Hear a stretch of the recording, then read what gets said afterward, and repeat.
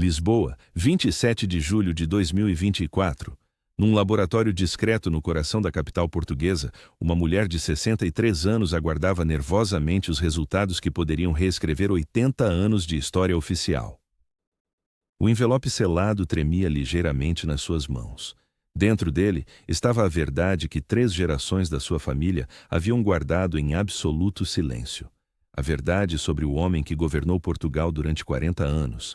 A verdade que poderia abalar os alicerces da narrativa histórica portuguesa. O teste de ADN confirmava o impossível. Antônio de Oliveira Salazar, o ditador austero que transformou Portugal num estado corporativista, o homem que pregava moralidade católica e disciplina férrea, era filho ilegítimo de um padre. Durante décadas, historiadores debateram as origens humildes do líder do Estado Novo. Mas ninguém imaginava que por trás da fachada de respeitabilidade católica se escondia um segredo tão explosivo. Um segredo que explicaria tanto sobre o homem que moldou Portugal moderno. Como é possível que esta verdade tenha permanecido oculta durante tanto tempo? Quem sabia realmente sobre as verdadeiras circunstâncias do nascimento de Salazar? E mais importante ainda, que poder tinha esta informação para ser mantida em segredo absoluto através de guerras, revoluções e mudanças de regime? A história começa muito antes do ditador. Numa pequena aldeia do interior de Portugal, Vimieiro, situada na freguesia de Santa Combadão, concelho de Viseu, no final do século XIX. Era um lugar onde todos se conheciam, onde os segredos eram impossíveis de guardar, onde a Igreja Católica dominava cada aspecto da vida cotidiana. Mas foi precisamente ali, sob o olhar atento de padres e fiéis, que nasceu o maior segredo da história portuguesa contemporânea. Maria do Resgate Salazar era uma mulher profundamente religiosa, trabalhadora incansável, que servia como criada na casa paroquial. O seu marido, Antônio de Oliveira, era um homem simples, trabalhador rural, respeitado na comunidade, mas sem particular destaque. Aparentemente formavam um casal como tantos outros naquela região pobre de Portugal. Mas havia algo que não encaixava nesta narrativa tranquila. No dia 28 de abril de 1889, nasceu Antônio de Oliveira Salazar. A criança era estranhamente diferente dos pais. Como podia, visitava a família com frequência incomum. Insistia pessoalmente na educação do rapaz, pagava do próprio bolso os livros, o material escolar, as propinas. Dizia que era caridade cristã, que via no menino um futuro servidor da igreja. Mas será que era apenas isso? Os registros paroquiais de Vimieiro daquela época revelam algo extraordinário. Documentos recentemente descobertos por investigadores mostram que Maria do Resgate trabalhava na casa do padre Joaquim desde os 16 anos. Estava constantemente na presença do sacerdote. Os registros de pagamentos mostram que recebia um salário significativamente superior ao normal para criadas da região. Por que esta generosidade incomum? Uma vizinha idosa, entrevistada nos anos 50, recordava ter visto Maria do Resgate sair da casa paroquial a altas horas da noite, muito depois de terminarem as suas funções. Outro vizinho mencionava que o padre se tornava visivelmente nervoso quando alguém fazia perguntas sobre a família Salazar. Mais estranho ainda era o fato de Antônio de Oliveira, o suposto pai, nunca demonstrar particular interesse pelo filho. Tratava-o com uma distância formal, quase como se fosse um estranho. Enquanto o padre Joaquim seguia cada passo do desenvolvimento do rapaz, Antônio de Oliveira mantinha-se afastado, cumprindo apenas as obrigações mínimas de um pai. Era como se soubesse que aquela criança não era verdadeiramente sua. O jovem Salazar cresceu à sombra da igreja. O padre Joaquim transformou-se no seu mentor, no seu guia espiritual e intelectual. Pagou a sua entrada no seminário de Viseu quando o rapaz tinha apenas 11 anos. Uma decisão estranha para uma família pobre que necessitava de braços para trabalhar a terra. Mas Antônio de Oliveira não protestou. Maria do Resgate chorou, mas aceitou. E o padre Joaquim sorriu satisfeito, vendo o seu protegido partir para uma educação que nenhum filho de camponeses poderia sonhar alcançar. No seminário, Salazar destacou-se imediatamente. Os professores ficavam impressionados com a sua capacidade intelectual, a sua memória prodigiosa, o seu raciocínio afiado. Era como se carregasse genes de alguém muito mais educado que simples camponeses analfabetos. Os colegas invejavam-no. Os superiores viam nele um futuro brilhante para a igreja. Mas havia algo no rapaz que intrigava todos os que o conheciam. Uma frieza emocional, uma incapacidade de formar laços afetivos profundos, como se guardasse um segredo que o separava de todos os outros. Durante os anos no seminário, o padre Joaquim visitava-o regularmente. Trazia-lhe livros caros, dinheiro para despesas pessoais, roupas de melhor qualidade. Os outros seminaristas não recebiam tal atenção dos seus pais. Alguns começavam a fazer perguntas. Por que é que aquele padre de uma aldeia remota dedicava tanto tempo e recursos a um rapaz que oficialmente não era seu parente? As respostas nunca vinham. Apenas silêncios constrangidos e olhares desviados. Mas o segredo ia muito além do que qualquer um poderia imaginar naquela época. Nos arquivos secretos do Vaticano existem documentos que nunca vieram à luz pública. Cartas trocadas entre o bispo de Viseu e Roma no final do século XIX. Correspondência que menciona discretamente uma situação delicada envolvendo um padre rural e a necessidade de proteger a reputação da Santa Madre Igreja. Os historiadores que tiveram acesso limitado a estes documentos falam de um caso que exigiu intervenção ao mais alto nível eclesiástico. Um caso que envolvia precisamente a paróquia de Vimieiro. Joaquim da Silva Neves não era um padre comum. Nascido numa família de pequena nobreza rural empobrecida, tinha educação superior para os padrões da época. Estudara em Coimbra antes de tomar ordens sacerdotais. Conhecia latim, francês, lia filosofia europeia. Era um homem de intelecto refinado confinado numa aldeia perdida do interior português. A frustração desta situação consumia-o. Talvez por isso tenha procurado consolo onde não devia. Maria do Resgate chegou à casa paroquial em 1885, quando tinha apenas 16 anos. Era órfã de mãe, criada por uma tia que mal conseguia alimentá-la. A oportunidade de trabalhar para o padre parecia uma bênção divina. Teria comida garantida, um teto sobre a cabeça, proteção da igreja. Ninguém poderia imaginar que aquela rapariga tímida e devotamente religiosa se tornaria o centro do maior escândalo que a paróquia jamais conhecera. Os primeiros anos foram aparentemente normais. Maria cozinhava, limpava, tratava das roupas do padre, assistia à missa diariamente, era vista como modelo de virtude cristã. Mas algo mudou no inverno de 1887. Os vizinhos notaram que Maria começara a ganhar peso, usava roupas mais largas. O padre Joaquim tornara-se ainda mais protetor em relação à sua criada, afastando qualquer pessoa que tentasse aproximar-se dela. Foi então que surgiu Antônio de Oliveira, um homem de 32 anos, trabalhador rural sem família própria, conhecido por ser calado e obediente. O padre Joaquim chamou-o à casa paroquial numa tarde de março de 1888. A conversa durou horas, ninguém sabe exatamente o que foi dito naquela sala, mas no dia seguinte, Antônio de Oliveira pediu Maria do Resgate em casamento. A rapidez do noivado surpreendeu toda a aldeia. O casamento realizou-se 3 semanas depois. Uma cerimônia simples, quase apressada. Poucos convidados. O padre Joaquim celebrou pessoalmente a união com mãos que tremiam ligeiramente ao abençoar os anéis. Maria usava um vestido que disfarçava mal a sua gravidez já avançada. Mas ninguém ousava fazer perguntas. A palavra do padre era lei naquela comunidade isolada. 13 meses após o casamento nasceu Antônio de Oliveira Salazar. A conta não fechava. Se Maria estava visivelmente grávida no casamento em março de 1888, como podia dar à luz apenas em abril de 1889? A matemática simples revelava a impossibilidade. Mas o registro de nascimento indicava que a criança nascera prematura, frágil, quase sem esperanças de sobreviver. Uma mentira conveniente que explicava a cronologia impossível. O bebê não era frágil. Pelo contrário, Antônio cresceu robusto e saudável.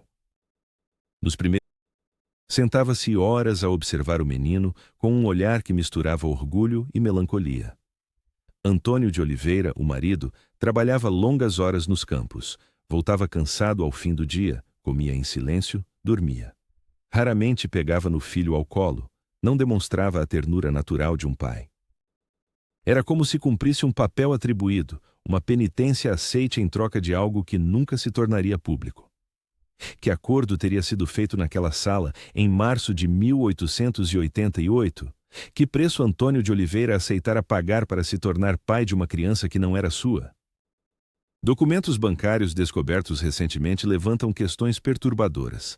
Antônio de Oliveira, um simples trabalhador rural, conseguiu comprar um pequeno terreno em 1892. Um ano depois, adquiriu outro. Dinheiro.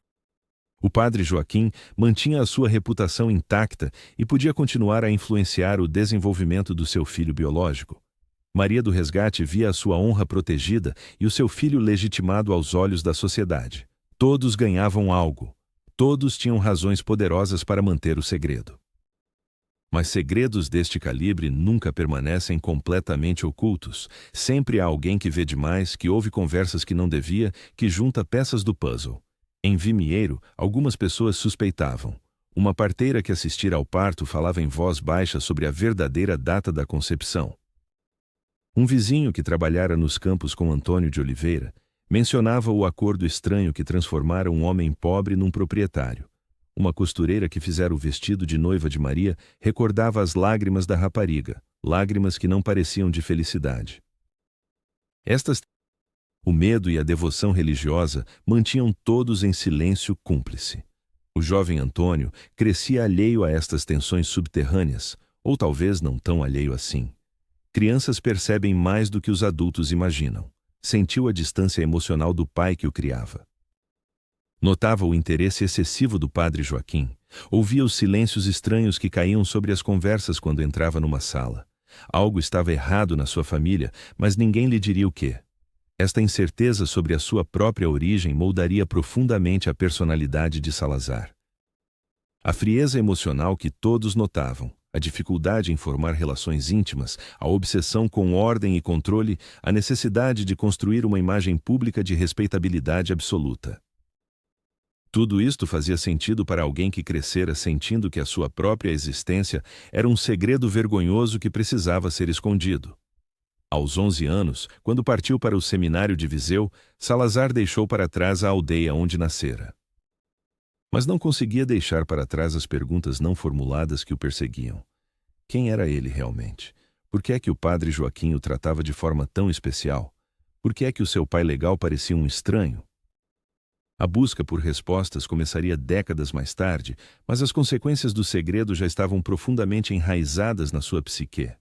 E havia outros que também conheciam fragmentos da verdade, pessoas que guardariam este conhecimento como arma poderosa para o futuro. O Seminário de Viseu, em 1900, era uma instituição austera, onde futuros padres eram moldados através de disciplina rigorosa e estudos intensivos. Para a maioria dos rapazes vindos de famílias camponesas, era um choque cultural brutal. Mas para Antônio de Oliveira Salazar, representava libertação. Ali, longe de Vimieiro, longe dos olhares conhecidos e dos silêncios constrangedores, podia reinventar-se. Podia ser apenas um estudante brilhante, sem o peso de um passado que não compreendia totalmente. Os registros acadêmicos do seminário revelam um aluno excepcional. Aos 12 anos, Salazar já dominava latim melhor que muitos dos seus professores. Aos 14, lia textos filosóficos em francês. A sua memória era prodigiosa, capaz de recitar passagens inteiras de textos religiosos após uma única leitura. Os padres responsáveis pela sua educação ficavam simultaneamente impressionados e ligeiramente inquietos. Aquela inteligência fria e calculista não era comum. Faltava-lhe a paixão espiritual que caracterizava os verdadeiros vocacionados. Mas havia um padre no seminário que conhecia a verdadeira história. O padre Manuel Ribeiro, confessor pessoal de Joaquim da Silva Neves. Fora ele quem mediara as comunicações entre Vimieiro e o bispado quando o escândalo ameaçara explodir. Conhecia cada detalhe sórdido do caso e observava o jovem Salazar com uma mistura de piedade e fascínio. Aquele rapaz era fruto do pecado, mas também testemunho da misericórdia divina que permitira ocultar a transgressão. Durante os anos no seminário, o padre Manuel mantinha correspondência regular com Joaquim da Silva Neves. Cartas que descreviam o progresso acadêmico de Antônio, os seus sucessos, as suas peculiaridades de caráter. Estas cartas, descobertas recentemente nos arquivos pessoais de uma família descendente do padre Manuel, revelam detalhes surpreendentes.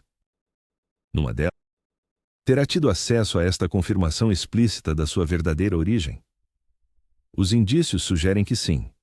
Em 1908, quando tinha 19 anos e estava prestes a completar os seus estudos no seminário, Salazar tomou uma decisão que chocou todos os que o conheciam. Anunciou que não seguiria a carreira sacerdotal, abandonaria o caminho para o qual fora preparado desde criança. A decisão era inexplicável para quem não conhecesse a verdade. Salazar tinha todas as qualificações para se tornar um padre de sucesso. A igreja oferecia-lhe segurança, estatuto social, uma vida confortável. Mas ele recusou. Anos mais tarde, em conversas privadas com colaboradores próximos, insinuaria vagamente que certas revelações sobre a natureza da vocação sacerdotal o tinham levado a rejeitar as ordens. Que revelações seriam essas? Teria descoberto que o seu próprio nascimento resultara da quebra dos votos de castidade de um padre? O padre Joaquim ficou devastado com a decisão. Viajou pessoalmente a Viseu para tentar convencer o rapaz a mudar de ideias. Testemunhas recordam uma discussão acalorada entre os dois numa sala privada do seminário. Vozes elevadas, o padre suplicando, o jovem Salazar mantendo-se inflexível. Quando Joaquim saiu da sala, parecia ter envelhecido 10 anos, nunca mais voltaria a ser o mesmo. Mas o padre não abandonou o seu filho. Mesmo rejeitado, continuou a apoiá-lo financeiramente. Pagou a entrada de Salazar na Universidade de Coimbra, onde o jovem estudaria direito. Continuou a enviar-lhe dinheiro regularmente, quantias que um simples padre rural não deveria poder dispensar. De onde vinha este dinheiro? Investigações recentes aos arquivos diocesanos sugerem que Joaquim da Silva Neves desviava fundos da paróquia. Pequenas quantias, difíceis de detectar, mas que acumuladas ao longo dos anos representavam uma fortuna considerável. Em Coimbra, Salazar transformou-se. O rapaz tímido e reservado do seminário deu lugar a um estudante universitário cada vez mais confiante. Juntou-se ao Centro Acadêmico de Democracia Cristã. Começou a escrever artigos sobre economia e política. Demonstrava um interesse crescente por questões de poder e controle social. Era como se tivesse descoberto uma vocação alternativa ao sacerdócio. Não salvaria almas, mas moldaria nações. Durante estes anos universitários, Salazar raramente visitava Vimieiro. Quando o fazia, o ambiente era tenso. Antônio, em 1000, diziam que deixara uma carta rapidamente confiscada pelo bispo. Uma carta que nunca veio a público, mas que alegadamente continha uma confissão completa dos seus pecados e um pedido de perdão ao filho que nunca pudera reconhecer abertamente. Salazar não assistiu ao funeral. Estava a única fotografia pessoal que mantinha no seu quarto austero de estudante. Após a morte do padre, os pagamentos regulares cessaram. Salazar enfrentou pela primeira vez dificuldades financeiras reais. Teve de aceitar trabalhos como explicador para pagar os estudos. A experiência marcou-o profundamente. Desenvolveu uma obsessão com estabilidade econômica e aversão patológica ao desperdício que o caracterizariam pelo resto da vida. O homem que um dia governaria Portugal com mão de ferro estava sendo forjado nestas adversidades.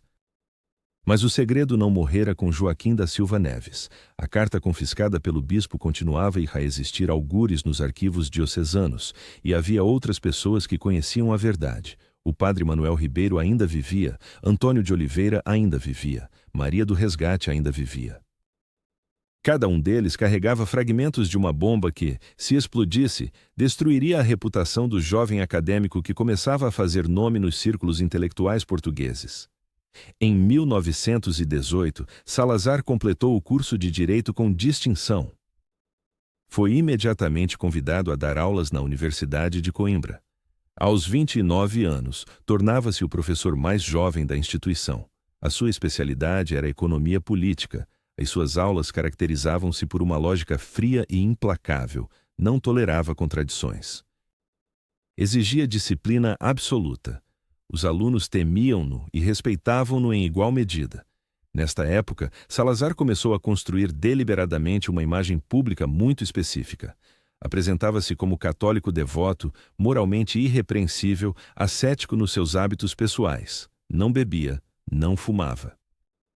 Não tinha relacionamentos românticos conhecidos, vivia numa modéstia quase monástica. Era a imagem perfeita de virtude num país profundamente católico. Mas seria esta construção consciente uma forma de compensar o pecado que marcara o seu nascimento? Uma tentativa de apagar com rectidão extrema a mácula da sua origem ilegítima? Os que trabalhavam próximo dele notavam peculiaridades estranhas. Salazar nunca falava da família. Evitava perguntas sobre a infância. Tornava-se visivelmente desconfortável quando alguém mencionava padres ou questões de legitimidade familiar. Um colega professor recordava ter feito um comentário casual sobre a importância de conhecermos as nossas raízes durante um jantar. Salazar ficara pálido, levantara-se abruptamente e saíra sem explicações. Havia também o incidente estranho de 1921. Um estudante de jornalismo de Coimbra estava a investigar histórias interessantes sobre professores da universidade. Descobrira alguns detalhes curiosos sobre a origem humilde de Salazar e as circunstâncias pouco claras do seu nascimento. Começara-se a fazer perguntas em Vimieiro. 3 semanas depois, foi encontrado morto no rio Mondego. Oficialmente, afogamento acidental após consumo excessivo de álcool. Mas o estudante era conhecido por não beber, e os seus cadernos de notas sobre Salazar tinham desaparecido. Coincidência?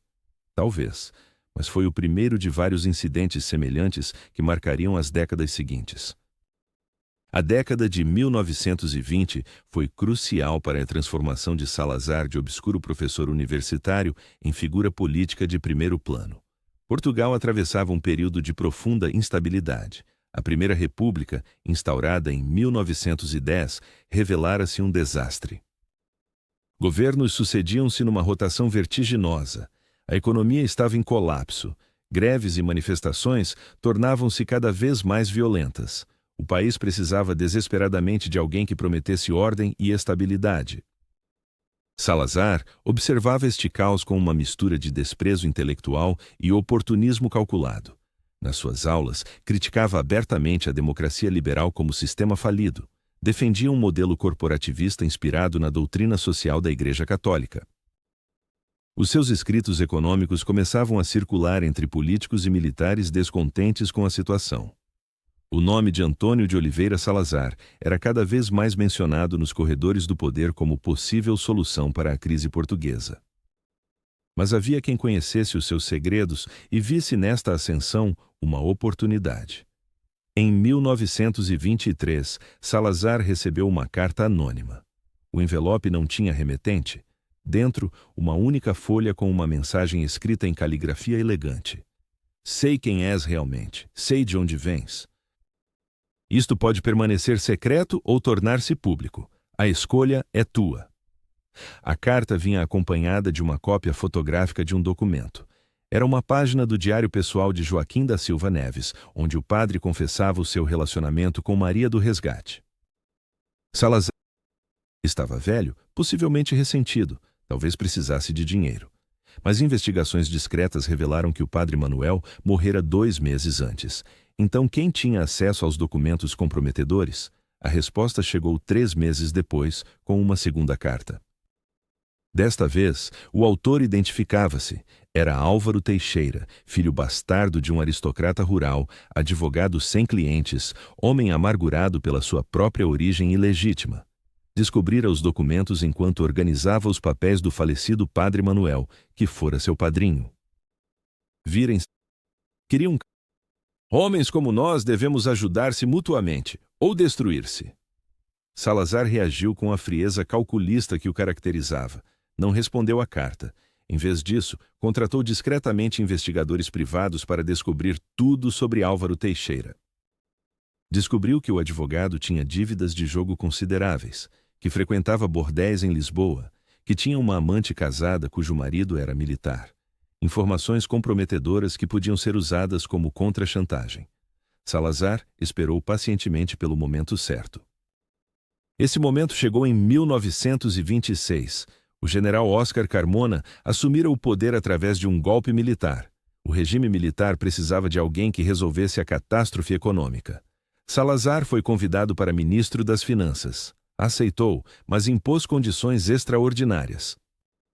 Queria controle absoluto sobre todos os gastos públicos.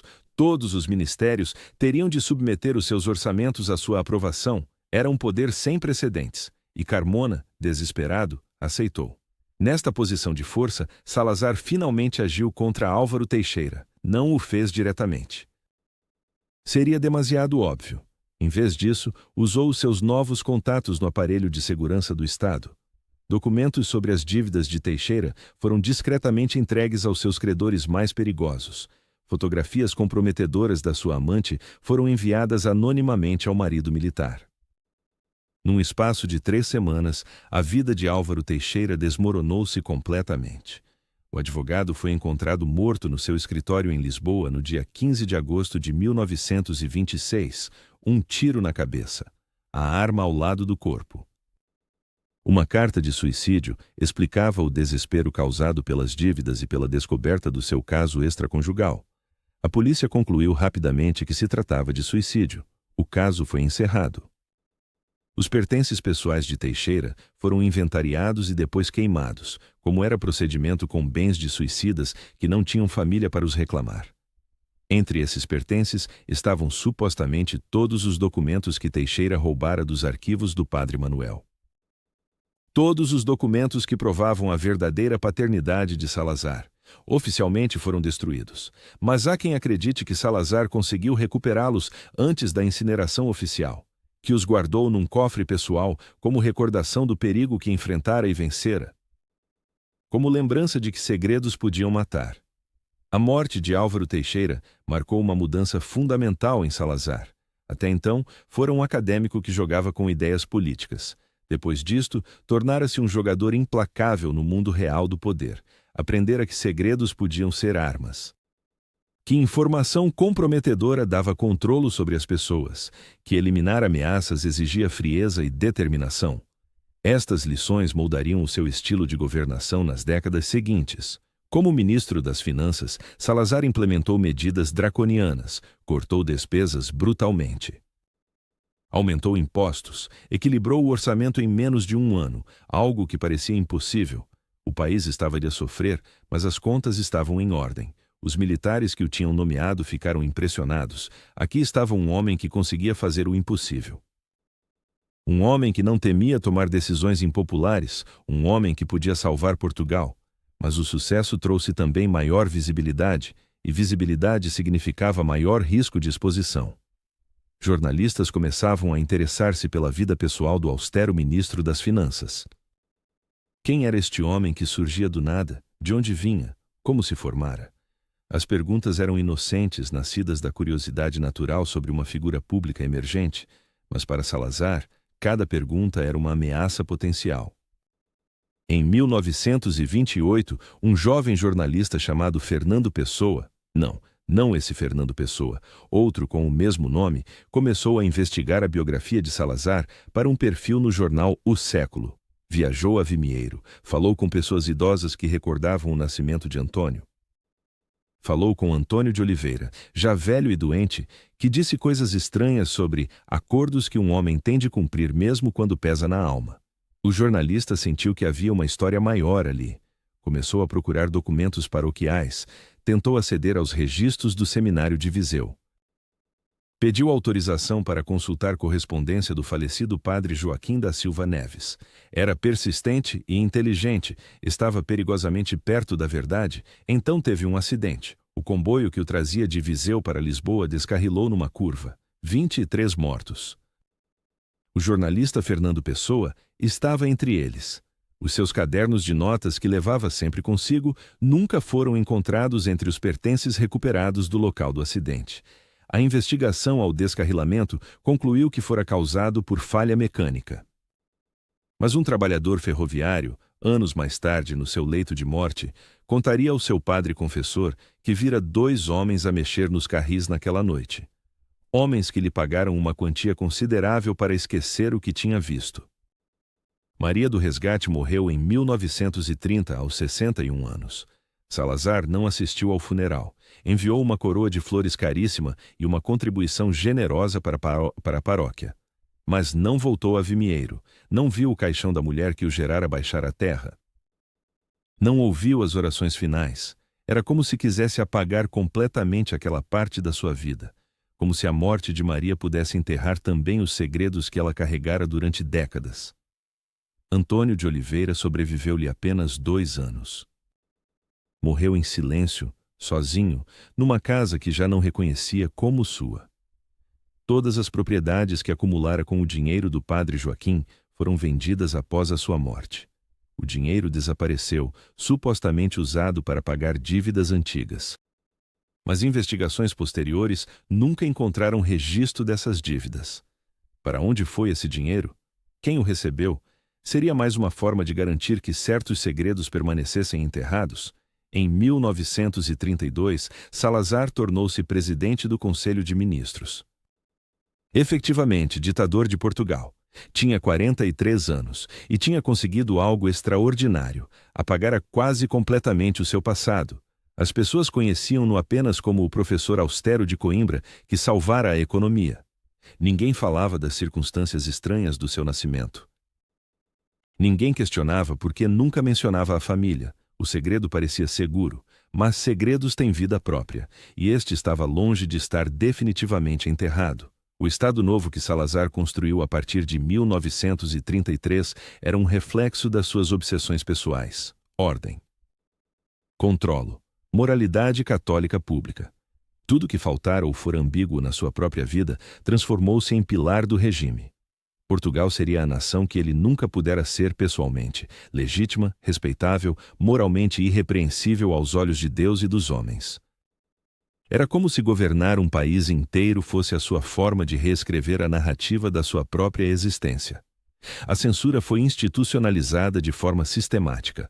Todos os jornais, livros, filmes e peças de teatro tinham de passar pela aprovação prévia da comissão de censura.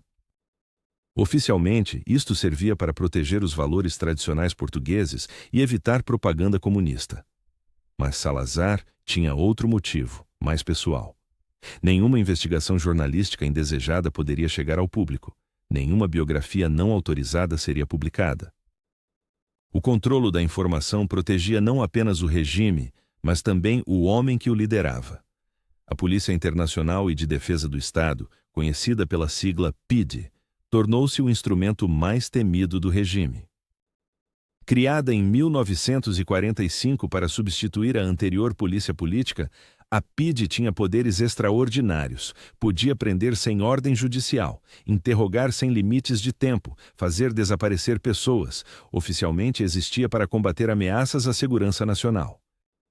Extraoficialmente protegia os segredos mais profundos do ditador.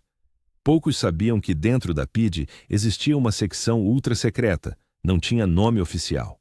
Nos documentos internos, era referida apenas como Gabinete D.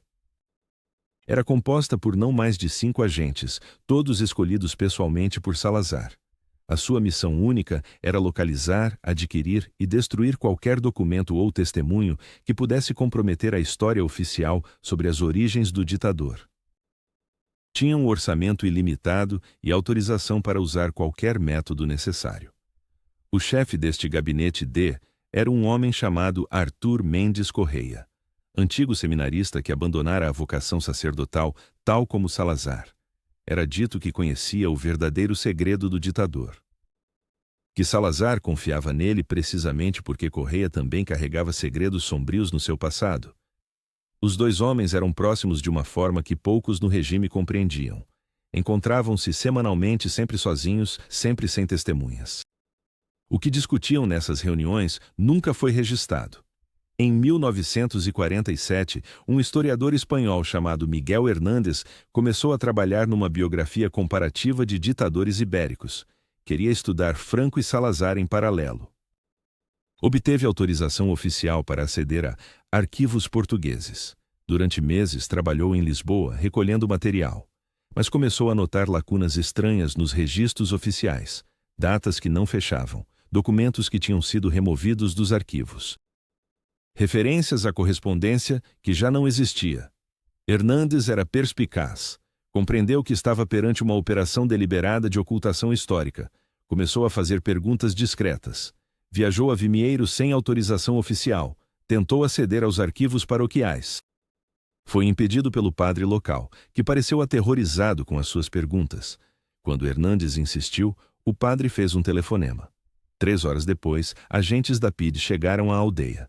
O historiador espanhol foi detido sob acusação de espionagem. Os seus documentos foram confiscados. Foi interrogado durante 2 semanas numa prisão secreta nos arredores de Lisboa. Não foi torturado fisicamente, mas o terror psicológico foi devastador. Disseram-lhe que tinha 2 opções: abandonar completamente o projeto da biografia e sair de Portugal imediatamente, ou enfrentar um julgamento por espionagem que resultaria em décadas de prisão. Hernandes escolheu a primeira opção. Regressou à Espanha e nunca mais escreveu sobre Salazar. Mas o historiador conseguira esconder algumas cópias de documentos. Não ousou publicá-los enquanto vivia, mas deixou-os num cofre bancário em Madrid, com instruções para serem abertos 50 anos após a sua morte. Entre esses documentos estava uma carta extraordinária. Era do padre que servira em Vimieiro nos anos 40, escrita a um bispo amigo, onde descrevia como fora ameaçado pela PIDE por ter mostrado registros paroquiais antigos a um investigador estrangeiro. A carta mencionava explicitamente o segredo das origens do presidente que deve ser protegido a todo o custo. A paranoia de Salazar em relação ao seu passado intensificou-se com a idade.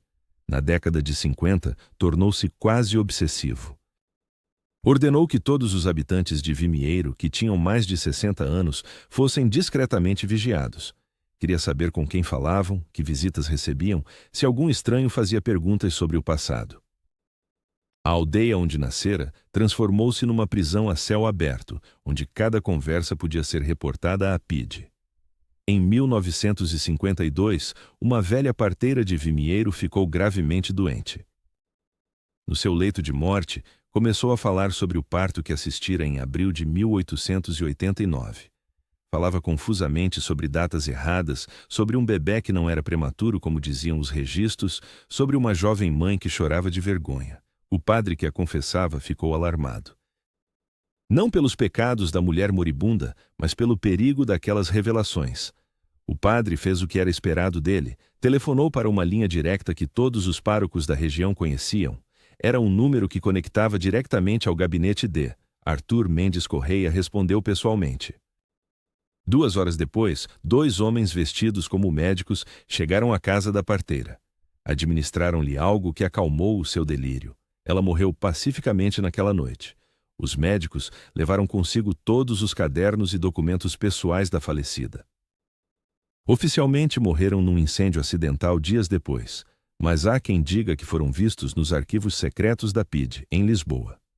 A família da parteira tentou protestar contra o desaparecimento dos pertences da sua mãe. Foram informados educadamente de que não existiam tais documentos. Quando insistiram, o filho mais velho perdeu misteriosamente o emprego na função pública. A filha viu o seu pedido de passaporte negado sem explicação. A mensagem era clara. Algumas perguntas não deviam ser feitas. Alguns assuntos não deviam ser investigados. Salazar construiu também uma rede de informadores dentro da própria Igreja Católica. Bispos e padres reportavam diretamente a ele sobre qualquer questão que pudesse relacionar-se com o seu passado. Os arquivos diocesanos foram sistematicamente expurgados de documentos comprometedores. Correspondência antiga envolvendo Joaquim da Silva Neves desapareceu. Registros de confissões que mencionavam o caso foram destruídos. A Igreja, em troca desta colaboração, recebia privilégios extraordinários no Estado Novo. Era uma simbiose perfeita de poder temporal e espiritual. Mas havia um problema que Salazar não conseguia resolver completamente: o problema do sangue, da herança genética, características físicas e mentais que podiam revelar a verdade mesmo quando todos os documentos fossem destruídos. Salazar não se parecia com Antônio de Oliveira nem com Maria do Resgate. Era mais alto, tinha feições mais refinadas, possuía uma inteligência que nenhum dos seus supostos pais demonstrava. Qualquer pessoa atenta que conhecesse as três figuras podia suspeitar. Por isso, Salazar evitava sistematicamente qualquer situação onde pudesse ser comparado aos seus pais. Nunca mais voltou a Vimieiro após a morte de Maria do Resgate, não permitia fotografias antigas da família. Em 1958, um geneticista português chamado João Serras publicou um artigo acadêmico revolucionário sobre hereditariedade e características físicas. O artigo não mencionava Salazar, mas incluía comentários sobre como certas características intelectuais e físicas tendem a saltar gerações ou aparecer inesperadamente quando há discrepância entre pais oficiais e pais biológicos. Era ciência pura, sem intenções políticas. Mas Salazar leu o artigo e ficou profundamente perturbado. O geneticista foi convocado a uma reunião no Ministério da Educação. Foi-lhe explicado educadamente que a sua linha de investigação, embora interessante, poderia ter implicações sociais perigosas.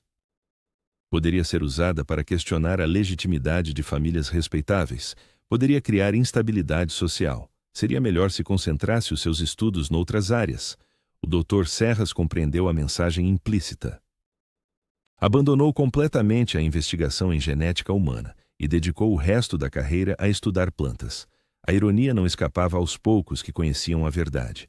Salazar, o defensor da família tradicional, da moralidade católica, da pureza de costumes, era ele próprio fruto de um pecado mortal. O homem que pregava legitimidade e ordem nascera de uma relação ilícita entre um padre e uma criada. O líder que exigia transparência moral dos outros vivia na mentira mais fundamental possível. Era uma hipocrisia de proporções monumentais. Mas há quem argumente que precisamente por isso Salazar era tão fanático na imposição de ordem moral. Conhecia o caos que resultava quando as pessoas seguiam os seus desejos em vez das regras. Vira como um momento de fraqueza podia gerar consequências que duravam gerações. A sua própria existência era prova de que transgressões morais criavam problemas impossíveis de resolver. Por isso, dedicava-se obsessivamente a construir uma sociedade onde tais transgressões fossem impossíveis, ou pelo menos severamente punidas. Os anos 60 trouxeram novos desafios. Portugal enfrentava guerras coloniais em África. A oposição ao regime crescia. Estudantes manifestavam-se, intelectuais criticavam abertamente o Estado Novo. Salazar respondia com repressão cada vez mais dura, mas algo mudara nele. Testemunhas próximas notavam sinais de paranoia crescente. Via conspirações em todo o lado. Desconfiava até dos colaboradores mais leais. Seria apenas o estresse da governação? Ou seria o medo crescente de que, num contexto de mudança social acelerada, os segredos cuidadosamente guardados durante décadas pudessem finalmente vir à luz? No verão de 1963, um evento aparentemente insignificante desencadeou uma das operações mais secretas do Estado Novo. Um grupo de estudantes de História da Universidade de Lisboa organizou uma excursão acadêmica a Vimieiro e outras aldeias da Beira Alta, com o objetivo de recolher história oral de pessoas idosas. Era um projeto inocente, parte de um trabalho sobre memória coletiva rural. Mas para o gabinete D, representava uma ameaça inaceitável. Os estudantes não sabiam, mas 3 deles eram seguidos discretamente por agentes da PIDE desde que o itinerário da excursão fora aprovado pela universidade.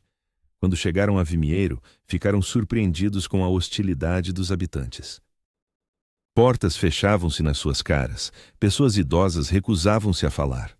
O padre local apareceu inesperadamente e sugeriu com firmeza mal disfarçada que continuassem viagem para outra aldeia. Havia lugares mais interessantes para a investigação histórica. Uma estudante particularmente persistente chamada Teresa Moraes não desistiu facilmente. Afastou-se do grupo e conseguiu conversar com uma mulher de 80 anos, que vivia isolada nos arredores da aldeia. A velha, talvez por solidão ou talvez por já não temer as consequências, começou a falar. Contou histórias sobre o tempo antigo. Mencionou o nascimento de um menino especial, filho de uma criada, e de um homem importante que não podia reconhecê-lo. Não disse nomes, mas a descrição era inconfundivelmente sobre Salazar. Teresa ficou eletrizada. Compreendeu imediatamente a importância do que estava a ouvir. Pediu para gravar a conversa, mas a velha recusou assustada. Disse que já tinha falado demais. Fez Teresa jurar que nunca revelaria a fonte. A estudante prometeu. Voltou ao grupo sem contar aos colegas o que descobrira. Mas nos seus cadernos de notas escreveu tudo o que tinha ouvido. Planeava investigar mais quando regressasse a Lisboa. Nunca teve essa oportunidade. Na noite seguinte, o quarto que Teresa partilhava com outras estudantes na pensão onde ficavam foi assaltado. Apenas os pertences de Teresa foram mexidos. Os seus cadernos de notas desapareceram. Nada mais foi roubado. A polícia local classificou como furto comum e não investigou. Teresa ficou devastada, mas também aterrorizada. Compreendeu que tinha tocado em algo perigoso. Decidiu não falar do assunto com ninguém. A velha de Vimieiro foi encontrada morta 3 dias depois. Aparentemente falecera de causas naturais. Tinha 80 anos, era de esperar. Mas uma vizinha contou mais tarde que vira 2 homens estranhos perto da casa da falecida na véspera da sua morte. Homens que não eram da aldeia, que fizeram perguntas sobre se a velha recebia muitas visitas. A vizinha não pensou muito nisso na altura. Só anos mais tarde, quando tantas outras mortes estranhas se tornaram conhecidas, é que fez a ligação. Este incidente demonstrava uma verdade inquietante. Mesmo nos anos 60, décadas após ascender ao poder, Salazar continuava obcecado com a proteção do seu segredo. A rede de vigilância que criara continuava ativa e eficiente. Nada escapava ao gabinete D. Qualquer ameaça, por mais pequena que fosse, era neutralizada imediatamente. O ditador que governava um país inteiro com mão de ferro vivia aprisionado pelo terror de que a sua verdadeira origem fosse revelada. Mas o controle absoluto tem sempre fissuras. Em 1965, aconteceu algo que Salazar não conseguiu prever nem controlar. Um padre jesuíta francês, investigador do Vaticano, estava a trabalhar num projeto histórico sobre o celibato sacerdotal e as suas violações ao longo dos séculos. Tinha acesso privilegiado a arquivos da Santa Sé, que continham correspondência confidencial entre bispos portugueses e Roma. O padre Jean-Baptiste Fournier encontrou algo extraordinário. Uma série de cartas datadas entre 1888 e 1890, trocadas entre o bispo de Viseu e um cardeal em Roma. O que tornava estas cartas verdadeiramente explosivas era um detalhe num documento anexo. Uma nota do bispo mencionava o nome da paróquia, Vimieiro. E mencionava que a criança fruto desta transgressão demonstra capacidades intelectuais notáveis e poderá, se bem orientada, trazer glória a Deus apesar das circunstâncias infelizes do seu nascimento. A data de nascimento mencionada correspondia exatamente à de Antônio de Oliveira Salazar. O padre Fournier não era português. Não estava familiarizado com a situação política de Portugal. Para ele, aquilo era simplesmente um caso histórico interessante entre muitos outros que estava a documentar. Fez cópias dos documentos para a sua investigação. Mencionou a descoberta casualmente a um colega historiador durante um jantar no Vaticano. Não imaginava a bomba que estava prestes a detonar. O colega historiador era menos inocente, compreendia as implicações políticas e tinha contactos em Lisboa. Numa decisão que mais tarde diria ter sido a pior da sua vida, mencionou a descoberta do padre Fournier numa carta a um amigo acadêmico português. A carta foi interceptada pela censura postal, como todas as cartas internacionais eram. Foi imediatamente enviada ao gabinete D. Arthur Mendes Correia leu-a e ficou pálido. Pela primeira vez em décadas havia provas documentais fora do controle do Estado Novo, provas guardadas no Vaticano, onde a PIDE não tinha jurisdição. O que se seguiu foi uma operação de diplomacia secreta sem precedentes. Salazar contactou pessoalmente o núncio apostólico em Lisboa.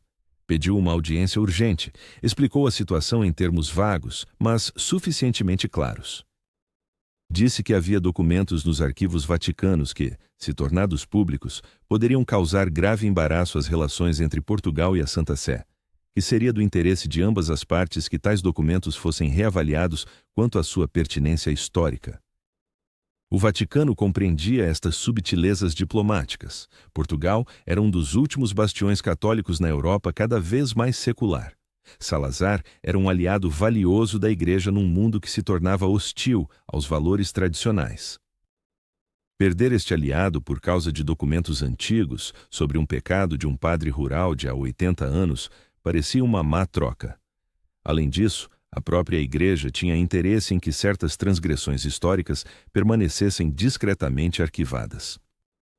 O padre Jean-Baptiste Fournier foi convocado pelo seu superior imediato. Foi-lhe explicado que o seu projeto de investigação, embora meritório, estava a criar complicações diplomáticas inesperadas. Seria melhor se focasse noutras regiões e períodos históricos. Os documentos que tinha copiado sobre o caso português deviam ser devolvidos. Era uma questão de sensibilidade política e respeito pelas autoridades civis. Fournier protestou. Era um acadêmico, acreditava na importância da verdade histórica. Mas era também um jesuíta, obediente à hierarquia da igreja. Quando o seu superior deixou claro que não era um pedido, mas uma ordem, não teve escolha. Devolveu as cópias que fizera. O seu projeto foi oficialmente redirecionado para o estudo de casos espanhóis e italianos. Os documentos portugueses foram transferidos para uma secção ultra-restrita dos arquivos vaticanos, acessível apenas com autorização do secretário de Estado do Vaticano. Mas Fournier não era ingênuo. Compreendera que tinha tropeçado em algo muito maior do que um simples caso histórico de transgressão clerical. Antes de devolver todas as cópias, escondeu uma. Guardou-a num lugar seguro, sem dizer a ninguém. Era a sua apólice de seguro. Se algum dia a igreja o traísse ou tentasse silenciá-lo permanentemente, tinha algo que podia revelar. Nunca usou essa apólice, mas guardou-a até a sua morte 23 anos mais tarde. De volta a Portugal, Salazar respirou aliviado, mas não ficou tranquilo. O episódio demonstrara a vulnerabilidade da sua posição. Havia documentos fora do seu controle. Havia pessoas que sabiam. O segredo que pensava ter enterrado para sempre continuava vivo, esperando o momento certo para emergir. A paranoia do ditador intensificou-se. Começou a dormir mal. Desenvolveu úlceras de estômago. Os médicos recomendavam descanso, mas Salazar recusava-se a afrouxar o controle mesmo por um dia. Em 1966, o gabinete D foi expandido. De 5 agentes passou para 12. O seu orçamento triplicou. Arthur Mendes Correia recebeu autorização para operar não apenas em Portugal, mas também no estrangeiro. Foram estabelecidos contactos com serviços secretos de países aliados.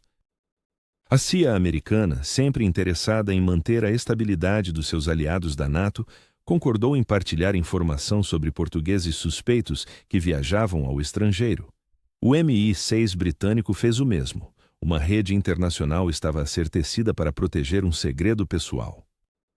Mas as ameaças continuavam a surgir de direções inesperadas.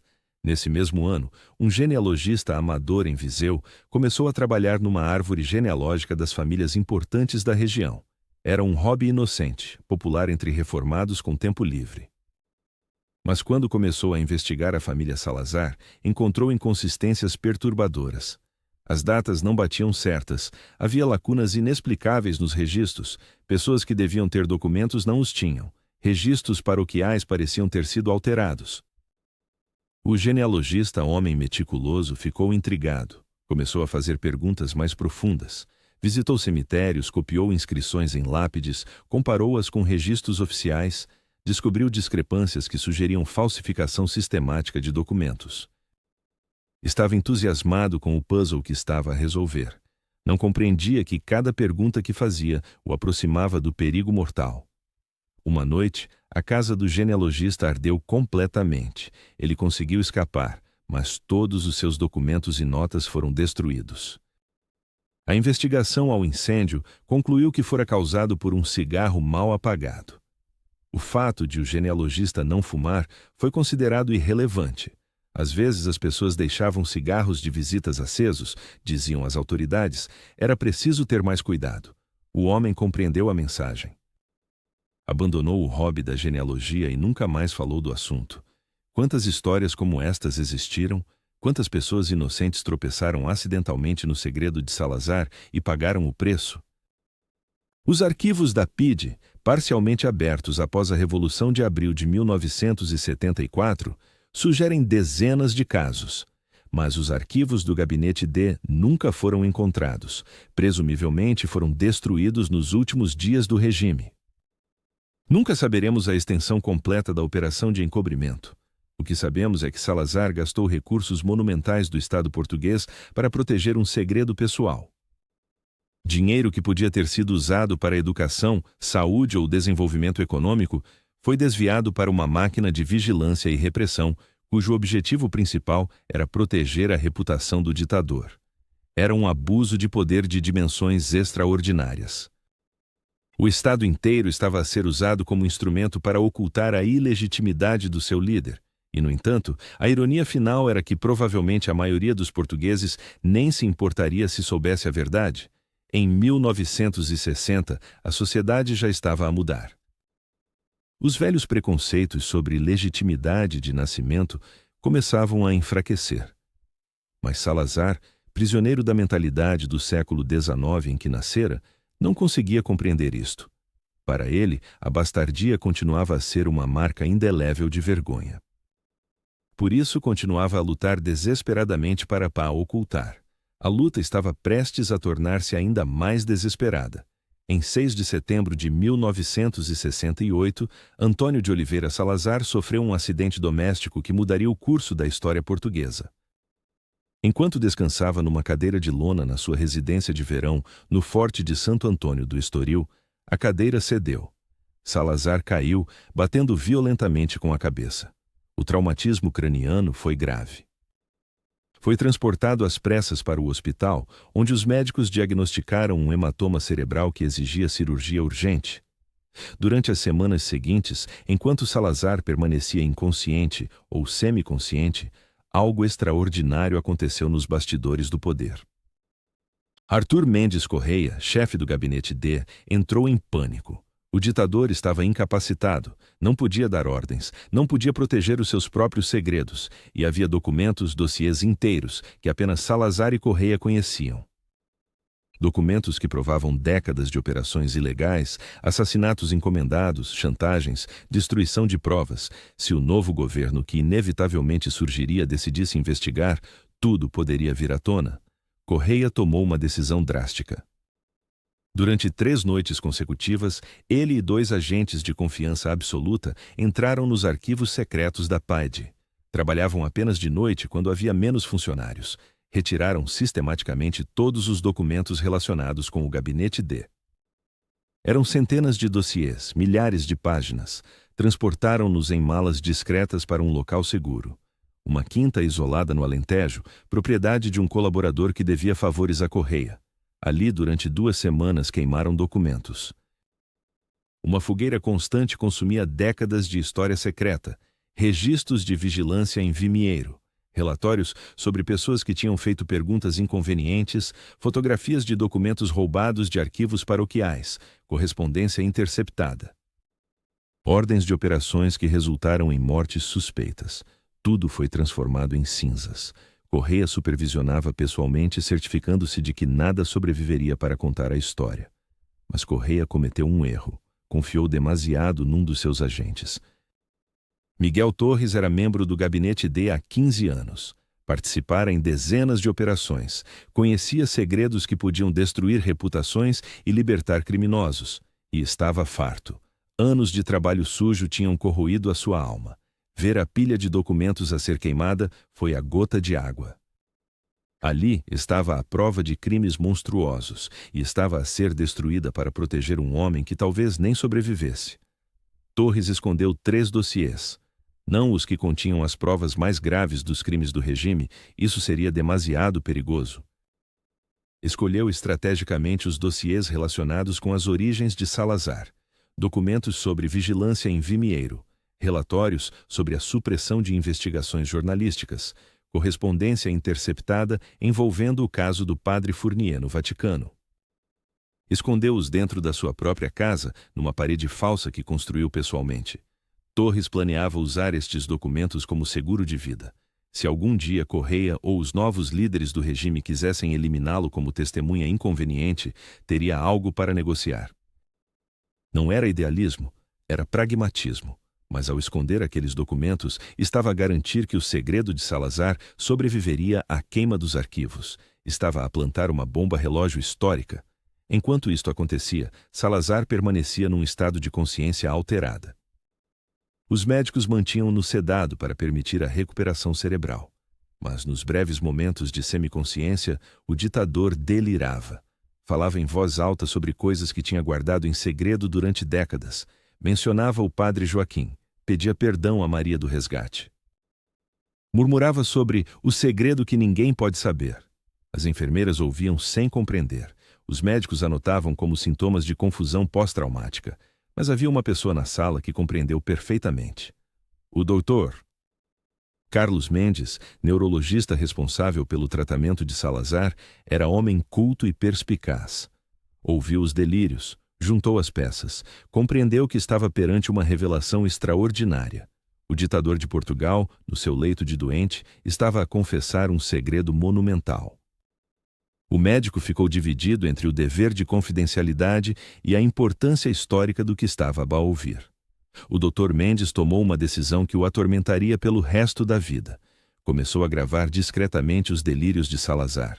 Usava um pequeno gravador de bolso que escondia no jaleco.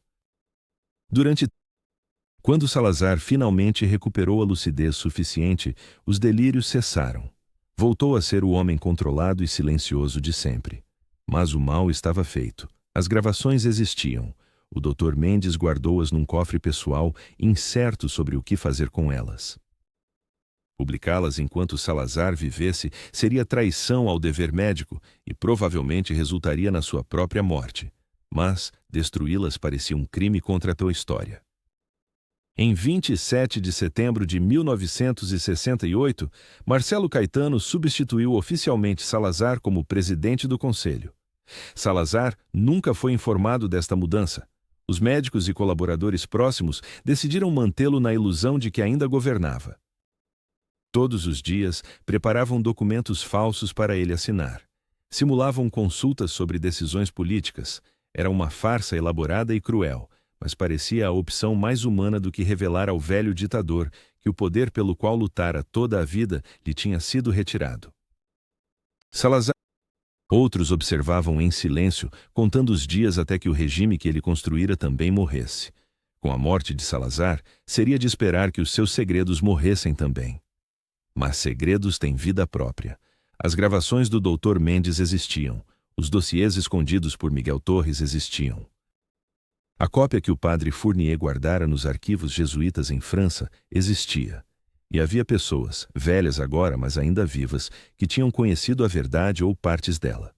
O segredo estava fragmentado, disperso, mas não morto. Arthur Mendes Correia não dormia tranquilo. Sabia que demasiado perigoso, demasiados segredos, demasiado potencial para chantagem. Correia foi discretamente reformado com uma pensão generosa e um aviso implícito para manter a boca fechada. Mas Correia tinha os seus próprios seguros. Durante anos, acumulara cópias de documentos sensíveis. Não apenas sobre Salazar, mas sobre muitos outros no regime. Corrupção, adultérios, negócios ilícitos, colaborações vergonhosas. Era um arquivo de poder que o protegia. Ninguém ousaria tocar-lhe enquanto aqueles documentos existissem num local secreto, com instruções para serem revelados se algo lhe acontecesse. A Revolução dos Cravos de 25 de abril de 1974 mudou tudo. O Estado Novo caiu. A PIDE foi dissolvida.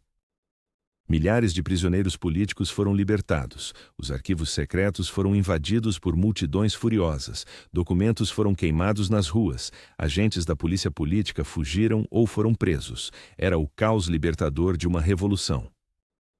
Arthur Mendes Correia não esperou para ver o que aconteceria. Nos dias imediatamente anteriores à Revolução, quando ficou claro que o regime estava a desmoronar, fugiu para o Brasil. Levou consigo uma mala cheia de documentos e dinheiro suficiente para recomeçar. Instalou-se em São Paulo, onde viveu sob nome falso. Nunca mais voltou a Portugal. Morreu em 1992, levando consigo segredos que nunca revelou. Os documentos que levara desapareceram após a sua morte, presumivelmente destruídos por algum herdeiro ou colaborador. Miguel Torres teve destino diferente. Foi preso nos dias após a Revolução, acusado de crimes contra a humanidade durante o seu tempo na PIDE. Durante os interrogatórios, tentou negociar. Ofereceu informação sobre operações secretas. Mencionou vagamente que tinha documentos importantes sobre Salazar. Mas os investigadores não estavam interessados em segredos pessoais de um ditador morto. Queriam informação sobre torturas, assassinatos, prisões ilegais de opositores políticos. Torres foi julgado e condenado a 8 anos de prisão. Cumpriu 5 antes de ser libertado por bom comportamento. Saiu um homem quebrado, sem família, sem amigos, sem futuro. Os documentos que escondera na parede falsa da sua casa tinham sido descobertos durante uma busca policial. Mas foram classificados como materiais de interesse histórico secundário e enviados para os arquivos nacionais, onde foram catalogados incorretamente e esquecidos numa caixa no fundo de uma cave. O Dr. Carlos Mendes enfrentou um dilema moral após a Revolução. Agora podia revelar as gravações sem medo de retaliação. Mas seria ético? Salazar estava morto. Não podia defender-se. Não podia contextualizar os delírios febris de um cérebro traumatizado. Seria justo julgar um homem baseado em confissões feitas em estado de semi-inconsciência? O médico decidiu que não. Guardou as gravações, mas nunca as revelou. Apenas no seu testamento deixou instruções para que fossem depositadas nos arquivos históricos, mas apenas a serem abertos 50 anos após a sua própria morte. Durante as décadas seguintes, Portugal transformou-se. Tornou-se uma democracia. Juntou-se à União Europeia. A geração que vivera sob Salazar foi envelhecendo e morrendo.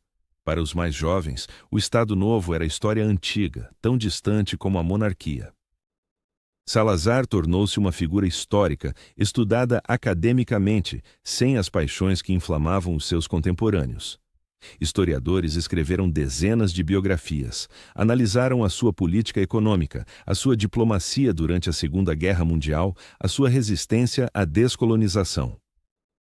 Mas ninguém descobriu o segredo das suas origens. As pistas estavam lá, dispersas em arquivos diferentes, esperando que alguém as juntasse. Mas ninguém estava realmente à procura. Parecia um detalhe biográfico menor comparado com as grandes questões históricas. Até que no século XXI, a tecnologia criou uma nova forma de desenterrar segredos antigos. Os testes de ADN tornaram-se baratos e acessíveis. Empresas comerciais ofereciam análises genéticas por poucas centenas de euros. Pessoas curiosas sobre as suas origens podiam simplesmente enviar uma amostra de saliva e receber de volta uma árvore genealógica genética. Era uma revolução silenciosa que mudaria tudo, incluindo a história de Salazar. No ano de 2015, uma mulher chamada Helena Santos, residente em Coimbra, decidiu fazer um teste de ADN por curiosidade. Tinha 63 anos, estava reformada e sempre ouvira histórias vagas sobre origens aristocráticas na família da sua avó. Pensava que seria interessante descobrir de onde vinha exatamente. Enviou a sua amostra para uma empresa internacional de genealogia genética e esperou os resultados sem grande expectativa. O que recebeu semanas depois deixou-a confusa. O teste mostrava correspondências genéticas com pessoas que não conhecia, mas havia algo estranho. Uma das correspondências indicava parentesco próximo com alguém identificado apenas como utilizador anônimo PT789. O grau de parentesco sugeria primo em segundo grau. Helena não reconhecia nenhum primo com aquele código. Tentou contactar através da plataforma, mas nunca recebeu resposta. Intrigada, Helena começou a investigar a árvore genealógica da sua família mais profundamente. Descobriu que a sua avó materna, nascida em 1920, era de Vimieiro. O nome despertou uma memória vaga. Vimieiro era a terra natal de Salazar. Seria coincidência? Helena começou a procurar ligações, mas as informações eram fragmentadas. Registros paroquiais antigos eram difíceis de aceder. Muitos documentos tinham sido perdidos ou destruídos ao longo das décadas, mas Helena era persistente, reformada, tinha tempo. E a internet moderna oferecia ferramentas que investigadores de gerações anteriores não tinham. Juntou-se a fóruns de genealogia, partilhou as suas descobertas. Outros utilizadores começaram a ajudar, alguns por interesse genuíno na história local, outros simplesmente pelo desafio intelectual de resolver um puzzle complicado. Um utilizador em particular, usando o pseudônimo Historiador Curioso, parecia saber mais do que devia. Enviou mensagens privadas a Helena com informações surpreendentemente específicas sobre famílias de Vimieiro no final do século XIX. Mencionava o padre Joaquim da Silva Neves. Sugeria discretamente que Helena investigasse a ligação entre este padre e a família Salazar. Quando Helena perguntou como sabia destas coisas, Historiador Curioso respondeu enigmaticamente: há coisas que os arquivos oficiais não contam, mas que algumas pessoas guardaram. Helena não sabia, mas Historiador Curioso era na realidade Pedro Torres, neto de Miguel Torres, o antigo agente do Gabinete D. Pedro herdara da família histórias vagas sobre o avô ter trabalhado em operações secretas durante o Estado Novo. Após a morte do avô em 2003, encontrara entre os seus pertences um envelope selado com instruções: abrir apenas quando eu morrer. Dentro estava um mapa indicando onde, na antiga casa da família em Lisboa, havia uma parede falsa, e instruções para recuperar o que lá estava escondido. Pedro seguiu as instruções. Encontrou 3 dossiês empoeirados e parcialmente danificados pela umidade. Eram documentos da PIDE sobre operações de vigilância em Vimieiro, relatórios sobre a supressão de investigações, correspondência interceptada e uma nota manuscrita do seu avô explicando o contexto, tudo relacionado com a ocultação das verdadeiras origens de Antônio de Oliveira Salazar. Pedro ficou chocado. Guardou os documentos em segredo durante anos, incerto sobre o que fazer com eles. Quando viu Helena a fazer perguntas online sobre Vimieiro e a família Salazar, Pedro percebeu que talvez tivesse finalmente encontrado alguém que pudesse dar uso adequado àquela informação. Mas era cauteloso. Não queria envolver-se diretamente. Preferiu guiar Helena discretamente, fornecendo pistas sem revelar a fonte. Era um jogo perigoso. Mesmo décadas após o fim do regime, havia pessoas que tinham interesse em manter certos segredos enterrados. Helena, seguindo as pistas de Historiador Curioso, conseguiu aceder a registros paroquiais digitalizados de Vimieiro. Estudou-os meticulosamente. Notou discrepâncias nas datas relacionadas com o nascimento de Salazar. As datas de casamento de Maria do Resgate e Antônio de Oliveira não faziam sentido face à data de nascimento da criança. A menos que o bebê tivesse nascido extremamente prematuro, o que os registros indicavam, mas outras notas sugeriam que era uma criança saudável e robusta. Depois, encontrou algo extraordinário. Num arquivo digitalizado da Diocese de Viseu, descobriu referências a pagamentos feitos a Antônio de Oliveira por serviços prestados à paróquia. Pagamentos regulares ao longo de anos, mas não havia descrição de que serviços eram esses. Um trabalhador rural analfabeto recebendo pagamentos da igreja? Por quê? A menos que fosse compensação por algo completamente diferente. Helena partilhou estas descobertas no Fórum de Genealogia. A discussão intensificou-se. Outros utilizadores começaram a contribuir com peças do puzzle. Alguém encontrou referências a Joaquim da Silva Neves em jornais antigos. Outro descobriu que várias pessoas que tinham investigado a família Salazar no passado tinham morrido em circunstâncias estranhas. Um terceiro, professor universitário de História, mencionou rumores acadêmicos antigos sobre as origens questionáveis do ditador. Foi então que a discussão chamou a atenção de alguém que definitivamente não queria que estas investigações continuassem. Em 2016, o Fórum de Genealogia foi invadido por hackers. Todos os tópicos relacionados com Salazar foram apagados. As contas de vários utilizadores, incluindo Helena, foram suspensas. A administração do fórum recebeu ameaças legais vagas de um escritório de advogados que representava interesses de famílias históricas portuguesas que valorizam a sua privacidade. Quem estava por trás disto? Salazar estava morto há 46 anos. Mas havia descendentes de colaboradores do regime que tinham razões para proteger certas narrativas históricas. Havia pessoas que construíram fortunas e reputações com base em ligações ao Estado Novo. Havia segredos familiares que dependiam de que certas verdades históricas permanecessem ocultas. A rede de interesse em manter o silêncio sobre Salazar era mais extensa do que Helena imaginava. Mas o gênio estava fora da garrafa. Helena ficou assustada com a invasão do fórum, mas também mais determinada. Se alguém, a maioria ignorou-a ou respondeu educadamente que não tinham interesse. Mas um jornalista, Ricardo Martins, ficou intrigado. Ricardo trabalhava para um jornal de investigação independente. Tinha experiência em desenterrar escândalos políticos e históricos. Durante 6 meses, Ricardo trabalhou na história. Viajou a Vimieiro. Falou com habitantes idosos que, na sua juventude, tinham ouvido rumores sobre Salazar. Acedeu a arquivos que Helena não conseguira. Usou a lei de acesso à informação para requerer documentos governamentais antigos. Contactou menos porque não encontrou uma pistola fumegante, um documento único que provasse definitivamente a paternidade do padre Joaquim. Mas porque encontrou um padrão incontestável de encobrimento. Dezenas de pequenas evidências que juntas contavam uma história clara, discrepâncias documentais. Testemunhos consistentes de várias fontes independentes, padrões de comportamento que só faziam sentido se o segredo fosse real. Ricardo estava prestes a publicar a história quando recebeu uma visita inesperada. 2 homens bem vestidos apareceram no seu escritório.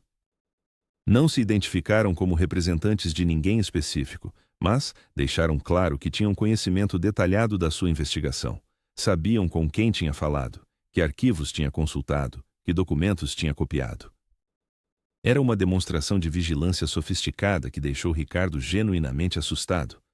Os homens não ameaçaram diretamente. Foram educados, quase amigáveis. Simplesmente sugeriram que publicar aquela história seria imprudente, que havia interesses legítimos de privacidade familiar em jogo, que podia haver consequências legais imprevisíveis relacionadas com difamação de figuras históricas, que o jornal dele podia enfrentar processos caros e demorados. Depois, saíram, deixando um cartão de visita de um escritório de advogados e um clima de ameaça implícita. Ricardo sentiu-se dividido. Como jornalista, acreditava na importância de revelar verdades históricas, mas também tinha família, tinha uma carreira a proteger, e a história, por mais fascinante que fosse, era sobre eventos de há mais de um século. Valia a pena os riscos pessoais e profissionais? Discutiu com Helena, que o encorajou a publicar. Discutiu com o editor do jornal, que estava mais hesitante. No final, tomaram uma decisão de compromisso. Publicaram a história, mas de forma mais suave do que Ricardo originalmente planeara. Em vez de afirmar definitivamente que Salazar era filho ilegítimo de um padre, apresentaram a informação como questões não resolvidas sobre as origens do ditador. Incluíram todas as evidências, mas deixaram ao leitor tirar as próprias conclusões. Não era a exposição bombástica que poderia ter sido, mas era suficiente para colocar a questão no domínio público. A reação foi mista. Alguns historiadores ficaram intrigados e começaram as suas próprias investigações. Outros descartaram a história como especulação sensacionalista. O público em geral mostrou interesse moderado. Era uma curiosidade histórica, mas Salazar estava morto há tanto tempo que parecia irrelevante para a maioria das pessoas. A história teve o seu momento de atenção mediática e depois desvaneceu-se como tantas outras. Mas algo mudara fundamentalmente. A questão estava agora no domínio público. Outros investigadores podiam construir sobre o trabalho de Helena e Ricardo, e a tecnologia continuava a evoluir. Os testes de ADN tornavam-se cada vez mais sofisticados. Bases de dados genéticas cresciam exponencialmente. Era apenas uma questão de tempo até que alguém encontrasse a prova definitiva. Essa pessoa acabaria por ser Helena Santos, mas a prova viria de uma direção completamente inesperada. Em março de 2023, Helena Santos recebeu um e-mail extraordinário. Era de uma genealogista profissional na França, chamada Sophie Durand. Sophie trabalhava com arquivos jesuítas e tinha deparado com o nome de Helena numa base de dados genética partilhada entre investigadores. Mas não era isso que a levara a escrever. Sophie tinha descoberto algo nos arquivos da Ordem Jesuíta em Lyon, que poderia interessar a Helena. Um envelope selado deixado pelo padre Jean-Baptiste Fournier com instruções para ser aberto 50 anos após a sua morte. Fournier morrera em 1996.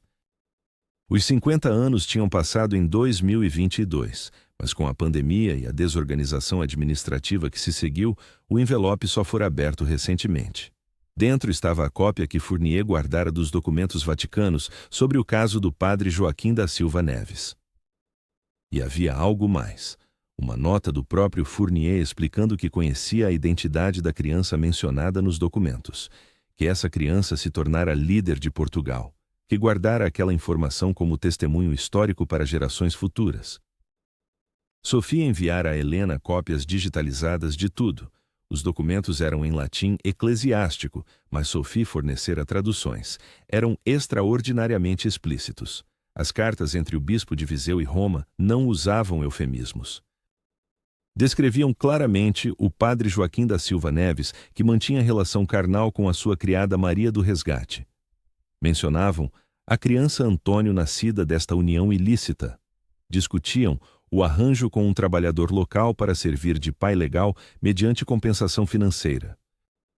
Helena ficou paralisada ao ler os documentos. Ali estava a prova documental definitiva que gerações de investigadores tinham procurado, autenticada pela própria Igreja Católica, guardada nos arquivos do Vaticano, preservada por um padre jesuíta consciencioso. Não havia como negar ou descartar isto como especulação. Era história documentada em primeira mão pelas autoridades eclesiásticas que tinham lidado diretamente com o caso. Mas Helena era cautelosa.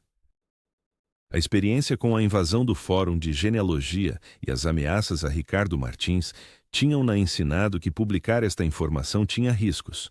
Contactou Ricardo, que ficou igualmente impressionado, mas também preocupado. Desta vez, porém, tinham algo mais forte. Não eram apenas inferências e evidências circunstanciais, eram documentos oficiais da Igreja. Processar por difamação seria impossível quando se tinha a prova documental. Decidiram publicar, mas queriam mais. Queriam a prova científica final, que tornaria a história incontestável mesmo para os mais céticos. Precisavam de ADN. Mas como? Salazar estava morto há mais de 50 anos. O seu corpo fora enterrado no Panteão de Lisboa, depois transferido para o cemitério da sua terra natal. Exumar.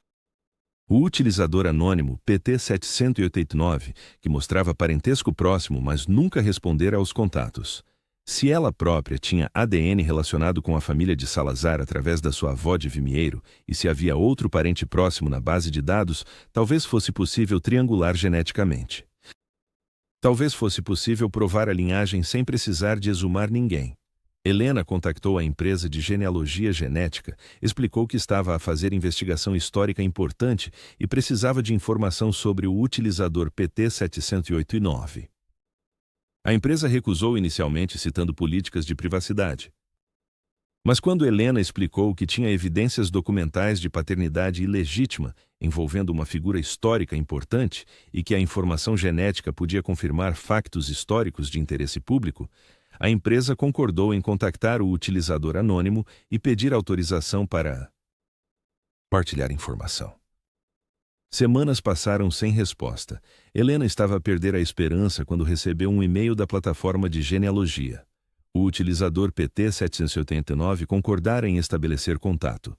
Mais ainda, concordara em partilhar a árvore genealógica completa, e a identidade revelou-se surpreendente. Era um homem de 72 anos chamado Manuel Silva, residente no Canadá, neto de uma prima de Antônio de Oliveira Salazar. Manuel fizera o teste de ADN por curiosidade sobre as suas origens portuguesas, sem qualquer ideia do que poderia revelar. Helena e Manuel começaram a trocar informação. Manuel partilhou tudo o que sabia sobre a família, que não era muito. Os seus avós tinham emigrado para o Canadá nos anos 50 e raramente falavam sobre Portugal, mas tinha guardado algumas fotografias antigas, documentos da imigração. E o cromossoma T de Manuel não correspondia ao que seria esperado se Antônio de Oliveira fosse o verdadeiro pai biológico de Salazar, mas correspondia a um padrão encontrado em descendentes de uma família nobre empobrecida da região de Viseu, a família de Joaquim da Silva Neves. Era a prova genética. Antônio de Oliveira não era o pai biológico de Salazar, e o padrão genético apontava diretamente para essa família do padre Joaquim. Combinado com os documentos do Vaticano descobertos por Sophie, tinham agora prova documental e científica convergindo na mesma conclusão. Antônio de Oliveira Salazar, O ditador que governara Portugal durante 40 anos pregando moralidade católica e legitimidade familiar era filho ilegítimo de um padre que quebrara os seus votos de castidade. Ricardo preparou uma reportagem exaustiva. Incluiu os documentos do Vaticano. As análises genéticas. As evidências históricas reunidas ao longo de anos, testemunhos de descendentes de pessoas que conheceram a família, fotografias antigas, tudo verificado e documentado meticulosamente. Antes de publicar, enviou o material para revisão por historiadores acadêmicos especializados no Estado Novo. 3 professores universitários de reputação irrepreensível examinaram as evidências e concordaram que eram convincentes. A publicação estava agendada para julho de 2024, coincidindo com o aniversário da morte de Salazar. Seria uma reportagem de capa, com material de apoio online, incluindo digitalizações dos documentos originais e explicações detalhadas da análise genética. Ricardo preparava-se para o que sabia seria uma tempestade mediática.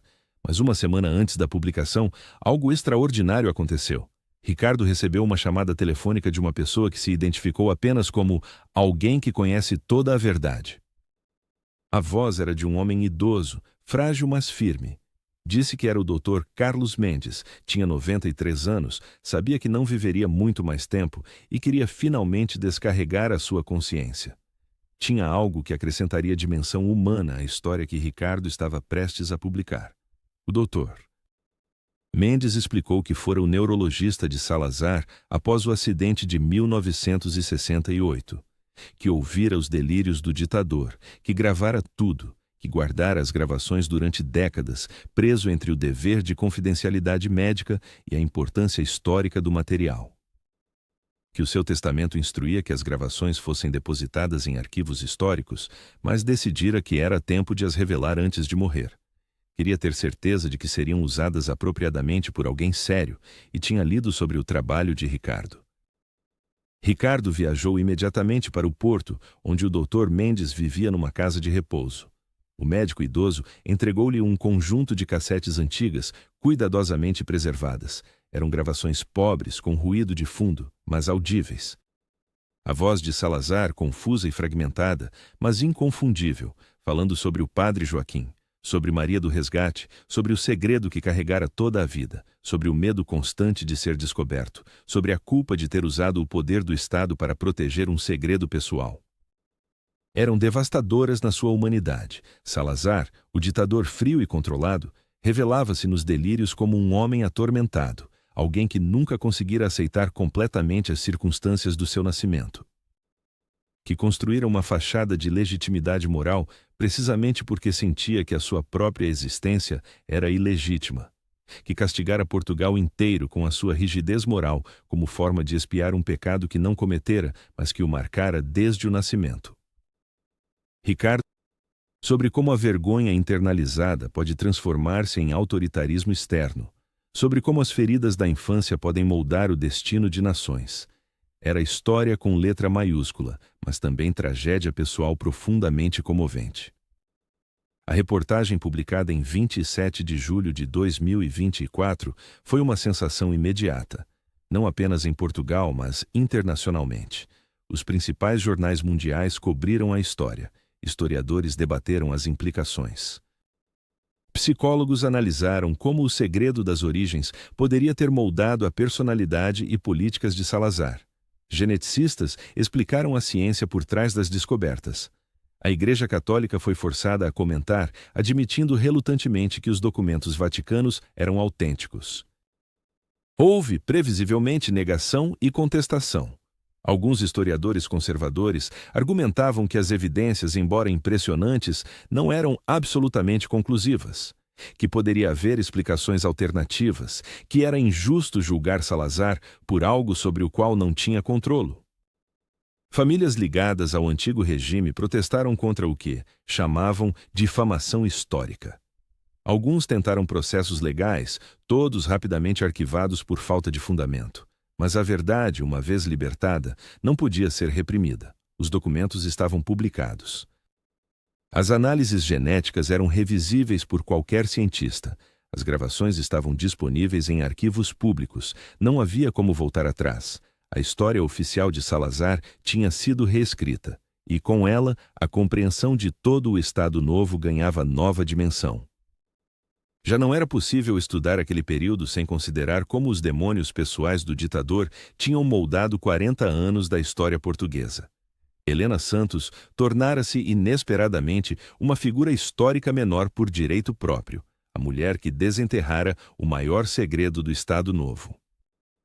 Recebeu convites para conferências acadêmicas, ofertas de editoras para escrever um livro, pedidos de entrevistas de todo o mundo. Mas ela recusou a maioria. Fizera aquilo por curiosidade pessoal e amor à verdade histórica, não por fama. Queria voltar à sua vida tranquila de reformada em Coimbra. Mas sabia que tinha mudado algo fundamental. 80 anos de mentiras cuidadosamente construídas tinham sido desmantelados. A verdade finalmente tinha triunfado, mesmo que tivesse demorado quase um século. Nos meses que se seguiram à publicação da reportagem de Ricardo Martins, Portugal atravessou um período de introspecção histórica sem precedentes. O debate sobre Salazar e o Estado Novo não era novidade, mas agora tinha uma dimensão completamente nova. Não se tratava apenas de avaliar políticas econômicas ou repressão política. Tratava-se de compreender como um trauma pessoal profundo tinha moldado a história de uma nação inteira durante quase meio século. Universidades organizaram simpósios dedicados exclusivamente a reexaminar a psicologia de Salazar à luz das novas revelações. Psicólogos e psiquiatras apresentaram análises sobre como a ilegitimidade de nascimento, especialmente numa sociedade católica conservadora do final do século XIX, podia criar feridas psicológicas profundas. Como a necessidade de esconder a própria origem podia gerar uma personalidade obsessivamente controladora. Como a vergonha internalizada podia transformar-se em moralismo externalizado e autoritário. Um dos estudos mais fascinantes foi apresentado pela doutora Beatriz Rodrigues, psicóloga clínica especializada em trauma geracional. Ela argumentava que Salazar sofria do que hoje seria diagnosticado como perturbação de estresse pós-traumático complexo, originada não num evento único, mas na realidade contínua de viver uma mentira. Cada dia da sua vida, desde que descobrira ou suspeitara da verdade, era um lembrete de que a sua existência era fundamentada numa transgressão moral.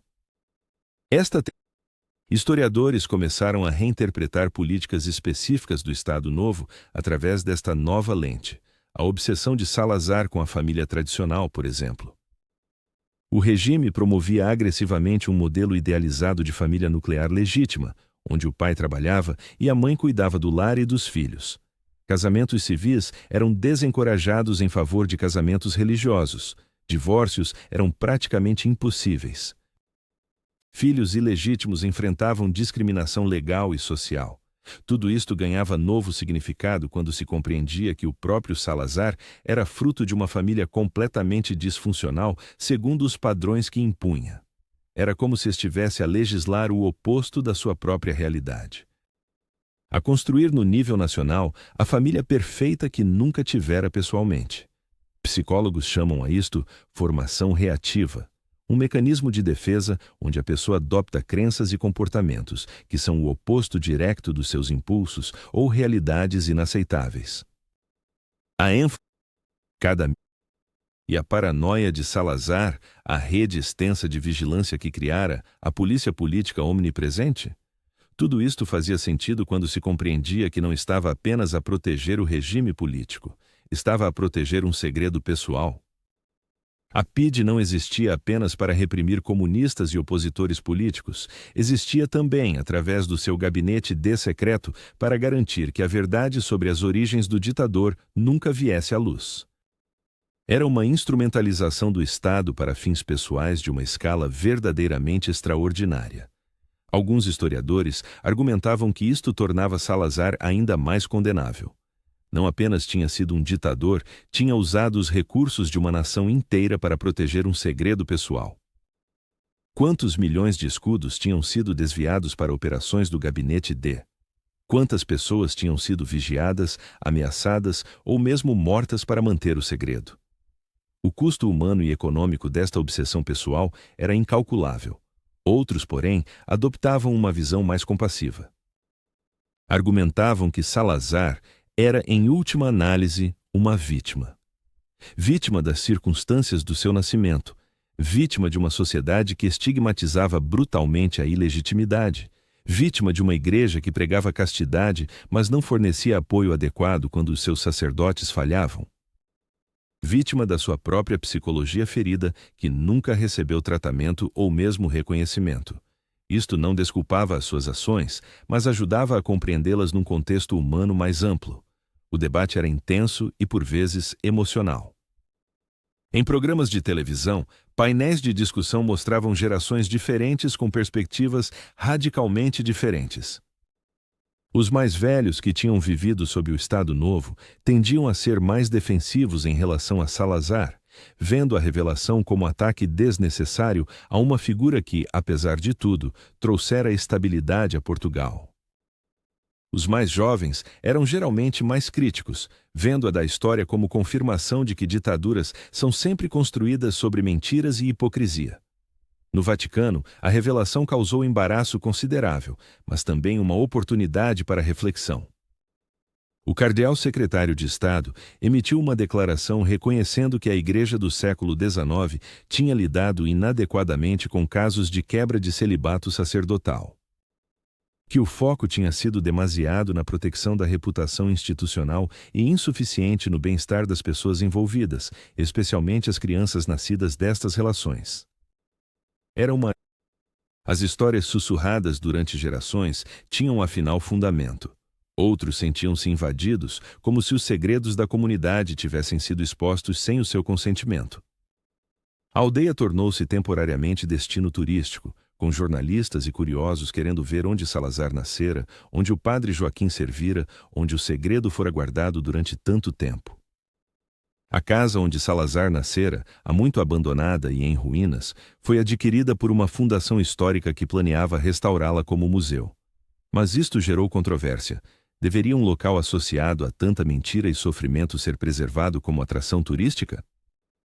Não seria melhor deixá-lo desmoronar-se como símbolo do fim das mentiras do Estado Novo? O debate continuava sem resolução clara. Helena Santos, a mulher que desencadeara tudo isto, refletia frequentemente sobre as consequências das suas ações. Tinha começado com simples curiosidade genealógica. Não imaginara que descobriria um dos maiores segredos da história portuguesa. Sentia-se simultaneamente orgulhosa e sobrecarregada. Orgulhosa de ter contribuído para a verdade histórica, sobrecarregada pelo peso de ter mudado a forma como milhões de pessoas compreendiam o seu passado nacional. Numa entrevista rara, Helena disse algo que resumia bem a complexidade da situação. Descobri que Antônio de Oliveira Salazar era filho ilegítimo de um padre, mas também descobri que era um ser humano com feridas profundas que nunca sararam. Não podemos entender verdadeiramente a história se não compreendermos a humanidade das pessoas que a fizeram, com todas as suas falhas e dores. Ricardo Martins ganhou vários prêmios de jornalismo pela sua reportagem, mas o que mais o orgulhava não eram os prêmios, mas as cartas que recebia. Cartas de pessoas comuns agradecendo por ter revelado a verdade, cartas de historiadores dizendo que o seu trabalho mudara fundamentalmente o campo, cartas até de algumas pessoas que tinham vivido sob o Estado Novo, dizendo que finalmente compreendiam melhor o que tinham experimentado. O doutor Carlos Mendes morreu pacificamente 3 meses após entregar as gravações a Ricardo. No seu funeral, Ricardo fez questão de assistir e prestar homenagem. Aquele médico idoso, ao decidir finalmente revelar o que guardara durante décadas, tinha dado à história um presente inestimável. A voz do próprio Salazar, despida de toda a pompa e controlo, revelando a verdade que passara a vida inteira a esconder. Pedro Torres, o neto de Miguel Torres, que tinha guiado Helena sob o pseudônimo Historiador Curioso, finalmente revelou a sua identidade. Deu entrevistas explicando como o seu avô, apesar de ter sido parte da máquina de repressão, tinha tido consciência suficiente para preservar documentos importantes. Era uma história de redenção parcial, mostrando que mesmo dentro de sistemas opressivos, há pessoas que tentam fazer o que é certo. Sophie Durand, a genealogista francesa que descobrira os documentos do padre Fournier, tornou-se consultora de várias produções documentais sobre o caso. Havia já 3 documentários em produção, 2 livros em preparação e rumores de um filme de ficção baseado na história. A revelação tinha capturado a imaginação não apenas de portugueses, mas de audiências internacionais fascinadas pela história de como um segredo pessoal moldara décadas de história política. Mas talvez o impacto mais profundo não fosse mediático, mas educacional. Em escolas portuguesas, a história do Estado Novo começou a ser ensinada de forma diferente. Não apenas como lista de datas e políticas, mas como exemplo de como factores pessoais e psicológicos dos líderes podem ter consequências nacionais enormes. Os estudantes aprendiam não apenas o que Salazar fez, mas quem ele era como pessoa e como essas duas coisas estavam inextricavelmente ligadas. Uma nova geração de portugueses cresceria com compreensão mais nuançada do seu passado. Compreenderiam que a história não é feita apenas por forças econômicas e sociais abstratas, mas por pessoas concretas com traumas, medos, esperanças e segredos. Que compreender essas dimensões humanas é essencial para compreender por que as sociedades evoluem como evoluem. E havia uma lição mais ampla, relevante não apenas para Portugal, mas para qualquer sociedade. Segredos têm poder, especialmente segredos sobre aqueles que detêm poder. Quando líderes escondem verdades fundamentais sobre si próprios, criam vulnerabilidades que podem ser exploradas.